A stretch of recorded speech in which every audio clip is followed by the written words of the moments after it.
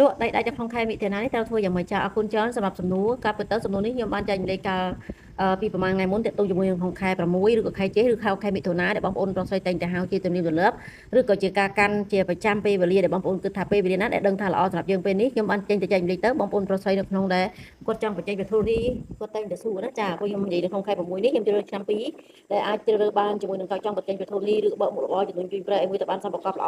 ហើយបើយើងជ្រើសរើសក្នុងពេលវេលាល្អរបស់យើងហើយយើងបើកទៅហើយរយៈពេលខ្លីដំណើរការយូរទៅវាស្ងាត់មានន័យថាសមត្ថភាពរបស់យើងអត់ទៅរួចទេណាចាយើងអាចផ្លាស់ប្ដូរមុខរបរថាយើងអាចបញ្ជាក់បានថាយើងគឺជាមនុស្សដែលត្រូវការផ្លាស់ប្ដូរមុខរបរហើយមិនមែនថាចាំថាបើសិនជាឧទាហរណ៍ថាសមត្ថភាពរបស់យើងអត់ត្រូវជាមួយនឹងការងារនេះតែយើងទៅបើកការងារនេះយើងជ្រើសរើសថ្ងៃល្អក៏អត់សម្បកបដែរបញ្ជាក់ហើយណាចានឹងហើយប៉ុន្តែបើទៅជាមួយលោកបទូនេះដូចបងស្រីខ្ញុំបានផុសនៅក្នុងវីដេអូរបស់ខ្ញុំបញ្ជាក់ទៅលើខែ6បញ្ជាក់ទៅលើឆ្នាំឆ្លងនិងឆ្នាំរកាគាត់ចង់សួរថាតើខែមិថុនានេះគាត់ចង់បញ្ចេញព្រះធររីត្រូវធ្វើយ៉ាងម៉េចចាអរគុណសម្រាប់សំណួរបើបងកើតនៅក្នុងឆ្នាំឆ្លូវក៏ដោយឆ្នាំរកាក៏ដោយចាបងកើតនៅក្នុងខែ2ក៏ដោយខែ10ក៏ដោយបើនេះទៅបញ្ចេញបានលឿនទេប៉ុន្តែគឺតម្លៃវាអត់សមស្របជាមួយនឹ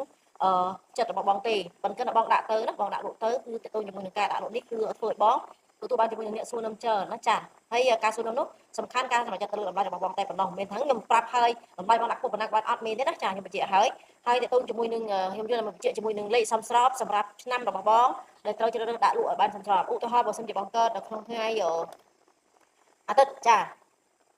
ថ្ងៃអាទិត្យបងដាក់លក់ជាមួយនឹងប្រធូនីបងឯងដាក់លក់ថ្ងៃច័ន្ទណាចាបើសម្រាប់ឆ្នាំរកានឹងឆ្នាំឆ្លូវបញ្ជាក់ហើយចាដាក់លក់ថ្ងៃច័ន្ទហើយម៉ោងសម្រាប់ឆ្នាំឆ្លូវបងដាក់លក់ម៉ោង10បើបងឆ្នាំរកាបងដាក់លក់ម៉ោង6ក៏បានម៉ោង2ក៏បានចាហើយការឲ្យធូបនោះគឺបងមិនបាច់ចាំយកធូបប្រហែលសរសៃទេតែបងក៏ប៉ុន្តែបងត្រូវមានជាមួយនឹងការឲ្យធូបចំម៉ោងនឹងឯងចាហើយមានទឹកចំនួន6ដបទៅធ្វើពិធីទៅបួងសួងដល់ទោះសបារមីម្ចាស់ទឹកដីអរុទេវតាដែលនៅក្នុងដីរបស់បងនេះឥឡូវនេះខ្ញុំចង់ផ្លាស់ប្ដូរដើម្បីទៅរកវត្ថុនេះទៅម្ចាស់ថ្មីដែលសារខ្ញុំអស់លទ្ធភាពក្នុងការគ្រប់គ្រងជាមួយនឹងវត្ថុនេះហើយដែលសារខ្ញុំមានភាពខ្វាក់ខ្វែងហើយសូមព្រះមេធរនីទោះសបារមីម្ចាស់ទឹកដីអរុទេវតាម្ចាស់ទឹកដីទាំងអស់មកជួយបកបយនឹងកយហៅម្ចាស់ថ្មីនេះដើម្បីឲ្យគាត់បានឆ្លងកាត់ទីនេះឃើញវត្ថុនេះហើយគាត់ពេញចិត្តរនទិនចិត្តដើម្បីតំណតំណងមកជួបខ្ញុំដែលជាម្ចាស់ទី1ដើម្បីផ្ដល់ឲ្យម្ចាស់ទី2នោះហើយក៏វត្ថុនេះនោះគឺខ្លាយជានឹមសំណាងឲ្យគាត់រនទិនចិត្តចឹងទៅហើយការធ្វើពិធីធ្វើឲ្យត្រឹមម៉ោងណាចាហើយមានទឹក6ដបជាលេខសំណាងរបស់បងហើយក៏ពេលដែលធ្វើពិធីបួងសួងចាប់គ្រប់ហើយបងចាក់ទឹកទៅលើដីទៅចាហើយក៏មានទឹកសម្រាប់ទស្សបារមីដែលក្នុង6ដបនេះលោកឯងទទួលបាន6នាទី6ម៉ោង6ថ្ងៃឬក៏6ខែបើលោកទទួលទានទឹកនេះអស់ហើយក៏សូមឲ្យវត្ថុនេះបានចេញសម្រាប់ដូចដែលចិត្តខ្ញុំបួងសួងហើយឧទាហរណ៍ថាបើមានអ្នកណាគេថាដីនោះត្រូវធ្វើទេហើយឬក៏មានអ្នកគេដាក់របស់យកទៅកប់ដីបើឲ្យដាច់ទេបងមិនបាច់ចាំទៅផលអីច្រើនទេរឿងនេះដែលកប់ដីកប់របស់របរប្រឆាំងអីនឹងយើងណាខ្ញុំចង់ប្រាប់ថាក៏គេគ្មានពេលនឹងទៅអង្គុយធ្វើជាមួយរឿងបែបនោះដែរណាចាមូលហេតុដែលខ្ញុំនិយាយបែបនេះដោយសារត្រង់ថាការអត់មានពេលនោះគឺតើតបងឯងនេះរឿងតើគេគឺចង់បានដីបានដីនោះដែរប៉ុន្តែបើសិនជាគេចង់បានដីនោះដែរដូចជាដែរគេយកទៅកប់បានប្រយោជន៍អីវិញគេមិនទួនឹងបងទៅបងគេចង់បានយើងទៅទេមិនមែនត្រូវរកហេតុត្រូវរកផលកុំចេះតែជឿមនុស្សដែលគេនិយាយមកថាមានគេយល់បោះដាក់មួយប្រឆាំងសប្ថ្ងៃមនុស្សដែលត្រូវការប្រយោជន៍និយាយតែកុហកនឹងច្រើនណាកុហកស្ដាគេធ្វើអញ្ចឹងគេធ្វើចុះតែគេធ្វើតាមហើយទៅធ្វើមិនបានដូចចិត្តធម្មតានៅពេលដែលឯងតាំងខ្លួនជំនួសធំអស្ចារ្យនិយាយប្រាប់គេទៅគេធ្វើបាត់តាមនេះបានឯងពួកយើងមើលឃើញពិតស្គាល់ពាក្យផ្សេងទឹកជាទឹកបាត់ដូច្នេះហើយបើនិយាយត្រឹមថាចង់បានតែប្រយោជន៍ពីគេទៅលួចគេ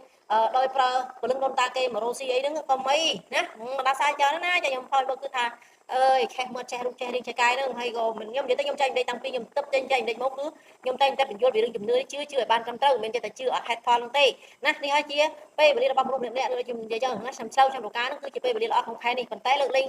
សម្រាប់ខែដែលខ្ញុំប្រាប់នេះគឺមានតែក្នុងតួលេខខែវាធំនិងខែ10តែប៉ុណ្ណោះឬក៏បងប្អូនប្រុសស្រីឲ្យកើតនៅក្នុងខែផ្សេងៗទៀតដែលទៅមួយនឹងខែស្នេហ៍ខ្ញុំអាចបញ្ជាក់បានទៀតណាចាថាខែស្នេហ៍នឹងមិនឬក៏ចង់លក់របស់អីបើបងប្អូនខមមិនឃើញថាមានខែស្នេហ៍ចាំតួលេខជាមួយនឹងខែ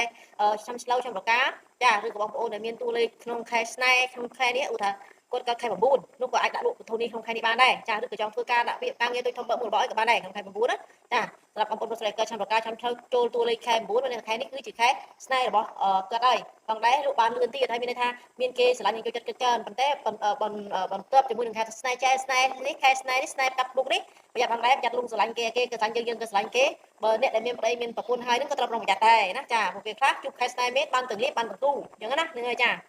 នេះជាហេតុផលមួយដែលខ្ញុំចង់ជម្រាបនឹងបញ្ជាក់បងប្អូនទៅលើ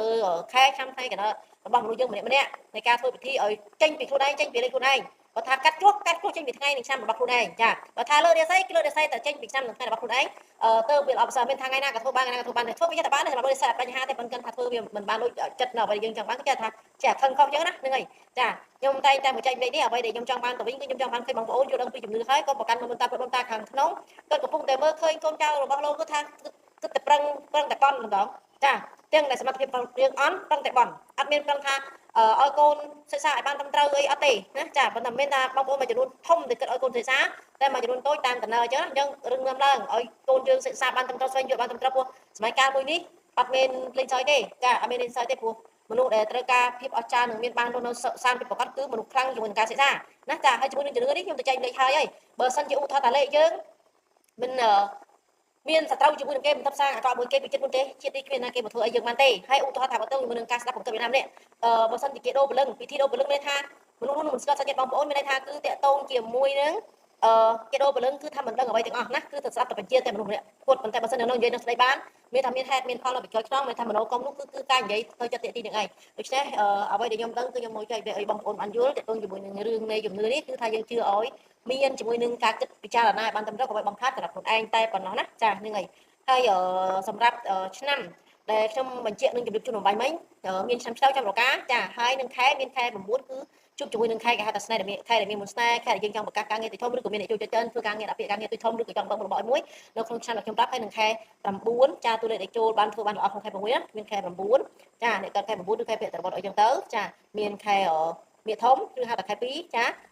នឹងមានខែអសរចាហៅតែខែ10នឹងឯងគឺជាខែដែលល្អសម្រាប់ក្នុងខែ5មួយនេះអញ្ចឹងបងប្អូនប្រុសស្រីដែលនៅក្នុងខែ6នេះចង់បើកមុខរបរឬក៏ចង់មានជំនាញចំណេះចង់បើកមុខរបរមួយឲ្យមានសមត្ថភាពចេញពីខ្លួនឯងជ្រើសរើសពេលវេលាបានត្រឹមត្រូវហើយចង់ដាក់លក់វត្ថុនេះធ្វើតាមដែលខ្ញុំប្រាប់សិនហើយនឹងការបួងសួងប៉ុណ្ណឹងសិនទៅណាចាហ្នឹងហើយសម្រាប់សំណួរដែលបងប្អូនសួរបន្តទៅជាមួយនឹង